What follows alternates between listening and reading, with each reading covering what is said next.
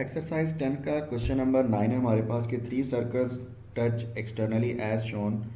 The ratio of distances between centres is 2:3:4 the perimeter of triangle joining the centre is 36 centimetre find the radius of each circle. अब ये उसने हमें तस्वीर दी थी, 3 circle externally touch हो रहे थे और उनके अंदर हर एक का जो सेंटर ऑफ सर्कल था वो आपस में कनेक्ट करने से आपस एक ट्रायंगल बनती है। और हमने इसको नाम दे दिया है कि हर सेंटर ऑफ सर्कल से लेके उसके जो एंडिंग पॉइंट है यानी कि सर्कमफेरेंस तक उसको हमने R1 दे दिया, यानी कि ये पॉइंट इस फॉर एग्जांपल ये आपके पास रेडियस 1 है, सॉरी सर्कल 1 है, ये सर्कल 2, ये सर्कल 3, तो इसका रेडियस R1 कहलाएगा और इसका रेडियस R2। ये दोनों मिलकर आपके पास ये एक इसका एक तरह से कह लेंगे ये बेस बना रही है, एक लाइन बना रही है। हमने इसको नाम इसलिए नहीं दिया ABC क्योंकि ज़रूरत नहीं थी, यहाँ हमें ट्राइंगल को सॉल्व करना नहीं है, ठीक है। तो इस वजह से हम अब हमारे पास गिवन क्या है, हम सबसे पहले वो लिख लेंगे कि 3 circles touch externally and the ratio of the distance between their centre is 2:3:4, ठीक है। क्वेश्चन में से हम उसमें से गिवन निकालते हैं। Then perimeter of triangle joining the centres of circle 36 centimetre है, वो हमने लिख लिया। अब जो हमने मालूम करना है उसको हम लिखेंगे to find radius of each circle, यानी कि R1 R2 एंड R3 ये हमने फाइंड आउट करना है, ठीक है। प्रूव करने के लिए हम लिखेंगे जी सबसे पहले since the circle touch externally the distance between the centre of adjoining circles are. Adjoining circle से मुराद ये जिस तरह ये R1 है, ये R2 है, तो R1 और R2 के सेंटर्स के दरमियान जो डिस्टेंस बनता है वो क्या बनता है, ये पूरी लाइन के ऊपर R1 + R2, ठीक है। इसी तरह जो आपके पास ये R2 ये सर्कल 2 है, ये सर्कल 3 है, तो इन दोनों के सेंटर्स के दरमियान का जो डिस्टेंस है वो R2 + R3 और इसी तरह रेडियस 1 + रेडियस 3 हो जाएगा सर्कल 1 सर्कल 3 का, ठीक है। तो ये हमने इस तरह से इसको लिख दिया है R1 + R2 रिस्पेक्टिवली का मतलब है बिलतरतीब, ओके। और अब हमने इसी बात को इसके साथ जो गिवन था हमारे पास, जो रेशो गिवन है उसके साथ हमने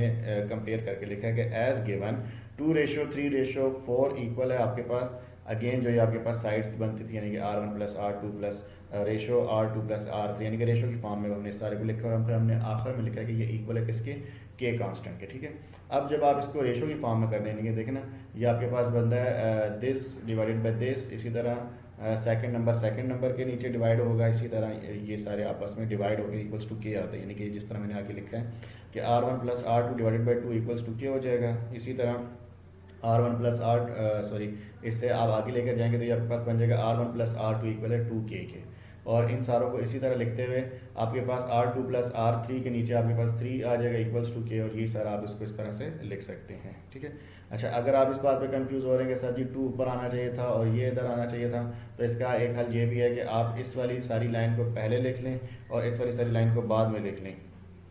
ठीक है। तो इस तरह से भी आप इसको कर सकते हैं। तो ये सारा लिखने के बाद आपके पास इस तरह से 3 इक्वेशन बन जाती हैं, R1 + R2 इक्वल है 2K के, इसी तरह R2 + R3 इक्वल है 3K के और R3 + R1 इक्वल हो जाएगा 4K के, ठीक है। अगेन जो हमारे पास पेरीमीटर दिया हुआ है, पेरीमीटर से क्या मुराद होगा, तीनों साइड्स का सम, 3 साइड्स ऑफ ट्राइंगल जो है वो आपके पास उसका सम करें इक्वल हो 36 सेंटीमीटर। तो हर जो साइड बनती है, पहली साइड आपके पास क्या बनती है, अगर हम उसको बेस लें तो वो आपके पास बन रही थी R1 + R2, इसी तरह R2 + R3 + R3 + R1, इस सारे को लेकर आपने इक्वल्स 36 सेंटीमीटर लिखा है। एंड देन अब आपने क्या किया, इनकी जो वैल्यूज़ आपके पास आई, यानी कि R1 + R2 की जो वैल्यूज़ आई हैं 2K 3K 4K, इस सारे को आपने पुट कर लेना है, substituting values from equation 1 2 and 3, उनमें से वैल्यूज़ पुट अप करें तो ये आपके पास बनता है 2K + 3K + 4K equal to 36 centimetre. इस सारे को लेफ्ट साइड को सम करें 9K, तो K इक्वल हो जाएगा 36 डिवाइडेड बाई 9 और K की वैल्यू आ जाएगी आपके पास 4। अब इस 4 को आप पुट कर लें इन तमाम इक्वेशंस में, अगेन जो आपके पास इक्वेशन 1 2 3 थी उससे पुट अप करें तो आपके पास R1 R2 इनकी मतलब है कलेक्टिवली वैल्यू आ जाएगी। जब आपने इसके अंदर पुट अप किया R1 + R2 इक्वल था आपके पास 2 के, इक्वेशन 1 जो थी, तो इसमें K की जगह पे 4 पुट करेंगे तो ये आपके पास बन जाएगा R1 + R2 इक्वल हो जाएगा 8 के। सिमिलरली R2 + R3 इक्वल हो जाएगा 12 के, क्योंकि यहाँ पे आपके पास 3 के, 3 × 4 करेंगे 12 आ जाएगा। इसी तरह R3 + R1 16 के इक्वल आएगा, क्योंकि 4 के था, 4 × 4 करेंगे 16 आ जाएगा।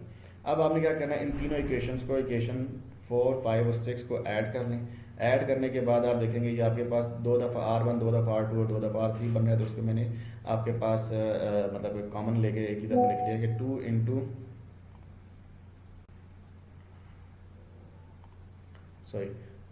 R1 + R2 + R3 इक्वल आ जाएगा 36 के। एंड देन आप देखें कि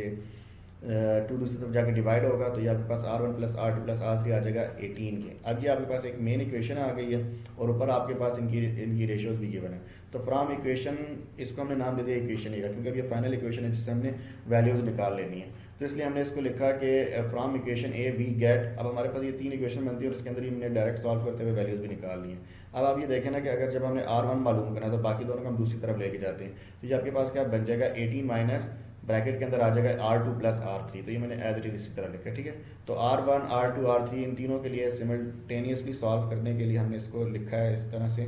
18 minus R2 plus R3, 18 minus R3 plus R1 और 18 माइनस R1 प्लस R2 हमने इस तरह से लिखा है क्योंकि इन्हीं की हमारे पास वैल्यूज़ ऊपर इक्वेशन 4 5 6 में गिवन है। तो ये आपके पास जो इनकी वैल्यू गिवन थी वो आपने लिख दी, 18 माइनस 12 इधर हो जाएगा, 18 माइनस 16, 18 माइनस 8, और इस तरह से आपके पास R1 की वैल्यू 6 सेंटीमीटर, R2 की 2 सेंटीमीटर और R3 की